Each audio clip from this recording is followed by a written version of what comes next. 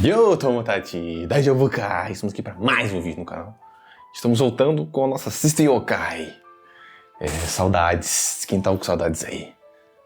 Então vamos lá pro vídeo.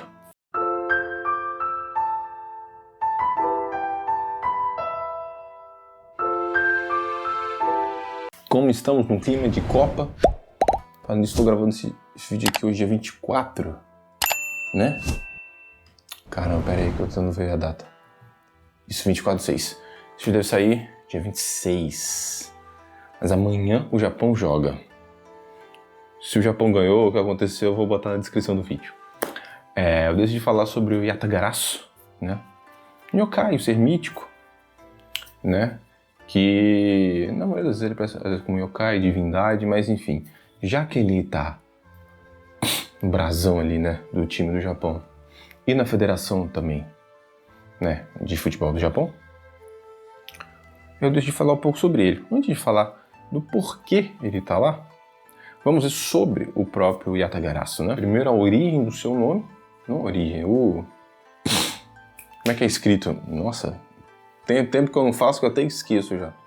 Né? Yatagarasu, que coisa quem disse, que tem o Karasu de corvo, e tem esse outro de 8, e esse que pode ser traduzido como vão, também às vezes como palmos, porque aqui seriam tipo corvo de 8 palmos. Palmos é aquela medida que a gente faz com a mão, né? Que mede daqui até aqui. São 8 coisas desse tamanho aqui, que dá quase 100 quase 1 metro, né? É muita coisa. Tem até aqui, peraí.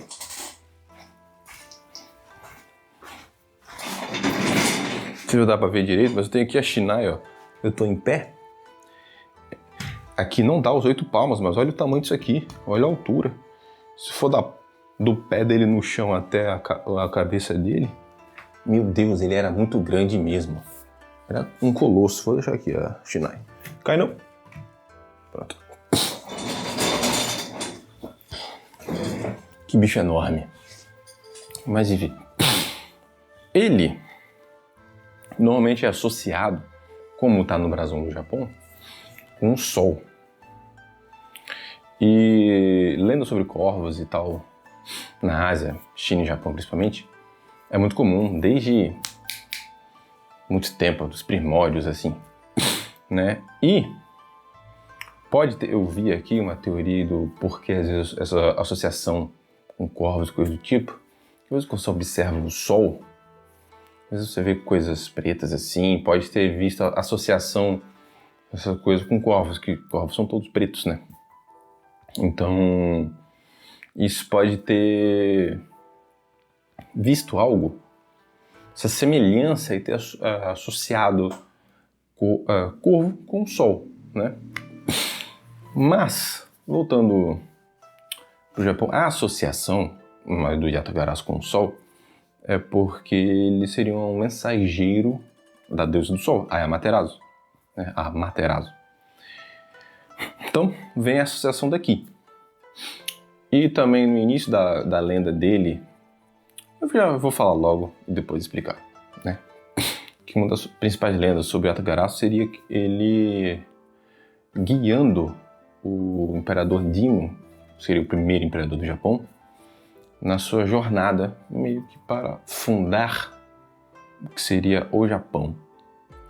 Como eu vou falar sobre, eu não vou dar muita coisa específica, né? Eu vou falar sobre família imperial e tal, que não tem a ver com essa lenda. Mas ele teria vindo, né? O Dimo não estava conseguindo ir até onde ele queria ir. Então a Amaterasu, pela lenda, ser tipo antepassado do Dimo, né? Seria tipo bisneta dele. Ele seria bisneto dela. Ela mandou um Yatagarasu para poder guiar ele, né? Já faz relação, né? Corvo e sol. Mas também fala que esse Yatagarasu é a forma de uma outra divindade. A divindade que seria o Kamo Taketsumi no Mikoto. Vai estar aqui foto e coisa, enfim. Ele teria se transformado no Yatagarasu e guiado o Imperador Dimo até onde tinha que chegar. Não vou falar porque vou gastar cartucho aqui, né? deixe para um vídeo específico sobre ele e sobre essa divindade também, que eu vou fazer sobre, né? Descobri um monte de coisa fazendo isso aqui, né? E eu falei, pô, vai ser legal fazer próximo vídeo. E eu tô enrolando. Enfim, isso seria a lenda principal do Yata-Garasu. Que, nessa primeira lenda, não é dito que ele teria 3 patas, que normalmente o Yata-Garasu tem 3 patas. Não é mostrado que ele teria 3. Isso pode ter vindo porque existe uma lenda bem antiga na China de um corvo que tem a ver com o sol com 3 patas. Como tinha muito intercâmbio cultural entre eles, pode ter vindo disso aqui e eles terem juntado isso, e agora o Yata-Garasu é visto como 3 patas. Foi por volta do ano, né, 1930, né, depois de Cristo, por aí. Enfim. E agora, e além disso, né, dele ter esse guia, os poderes que normalmente é associado a um Yata-Garasu seria a sua visão, afinal ele é um guia, então ele tem que ter uma visão muito boa, normalmente associada a uma visão que transcende o tempo, podendo ver futuro, passado e presente, por isso que ele é um excelente guia.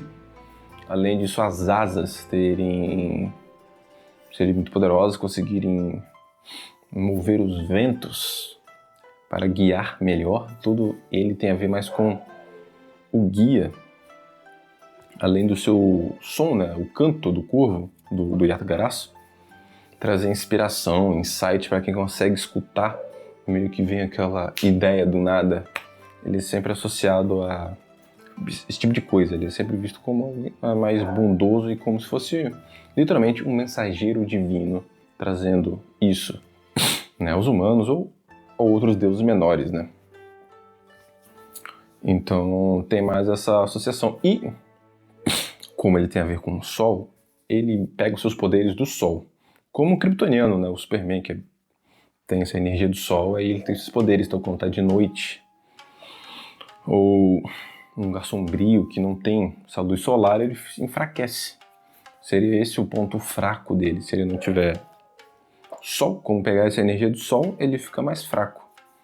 Não morre, mas ele fica mais fraco. Então aí sim podendo ser derrotado, não conseguindo guiar direito quem está guiando, porque ele está mais fraco, não tendo a visão que normalmente ele tinha, a sabedoria que normalmente ele tem, né? E as 3 patas dele normalmente são associadas a características que são o céu, terra e as pessoas. Também seria as características de uma divindade, né? De um kami. As 3 virtudes de um kami seria o valor, né? Sabedoria e benevolência. Por isso as 3 patas têm essa característica, né? De representar essas coisas. E agora que a gente viu um pouco sobre Yata-Garasu, por que ele está na seleção do Japão e da Federação de Futebol do Japão, né? Quando a Associação de Futebol do Japão foi criada, eles decidiram homenagear uma pessoa que foi muito importante para a criação da associação, porque ele popularizou muito o futebol, fez o futebol ganhar mais força na época. Então para homenagear Kakunosuke Nakamura, ele nasceu em Wakayama. Lá em Wakayama tem um templo muito famoso na região do Yata-Garasu, que foi a região ali onde o Imperador Jimmu passou, que o Yata-Garasu foi. Então, como lá é venerado ele, eles decidiram fazer isso, né? Colocar o Yata-Garasu na sessão de futebol. Além como ele ser um representante de um guia divino que leva da inspiração e guia alguém, né? Guiou o Imperador Jimmu até criar o Japão e se tornar o Imperador, o Yata-Garasu guiaria o futebol, o time, a seleção do Japão também, para a vitória, né? Então é isso, porque está na associação e na seleção, já que eles vão lá, né? Nada mais justo do que usar o Yata-Garasu. Por isso que ele também está com a bola de futebol vermelha, que simboliza o sol também e a bandeira do Japão também. Então um simbolismo muito importante, já que Yatagarasu também foi importante para a criação, para o primeiro imperador se tornar o primeiro imperador. E a criação do Japão é extremamente importante para a cultura, né? Foi o que fundou, basicamente, o Japão, então é extremamente importante para isso, também para guiar eles até a vitória, que nesse ano o Japão tá forte, tá muito forte. Yatagarasu está fazendo seu negócio. Além disso, também, antes de Copas ou Olimpíadas, eles vão muito no templo que venera Yatagarasu, assim, para poder... E tem até uma matéria mostrando que eles foram,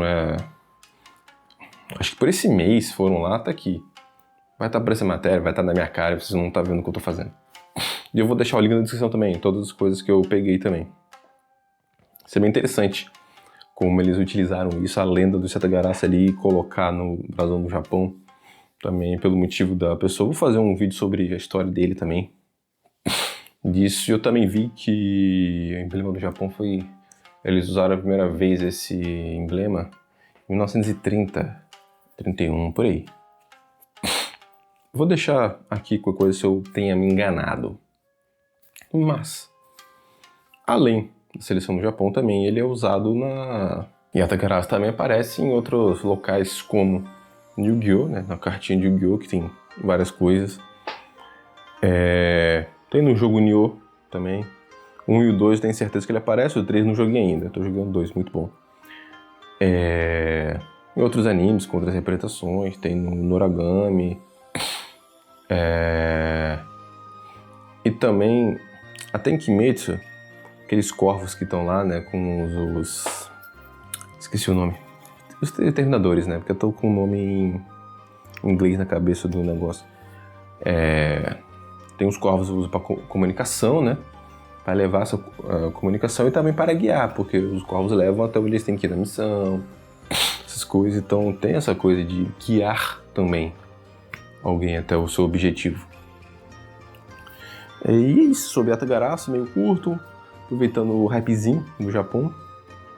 E para trazer de volta a sexta-feira Yokai, né? E eu também soube agora o porquê do Yatagarasu, o que eles têm a ver com a família imperial, que eu meio que sabia, mas esqueci, fui vendo outras informações, o porquê daquilo, muito legal. Então tem bastante conteúdo pra fazer e nesse próximo semestre aí vou tentar fazer mais vídeos aqui pro canal, beleza?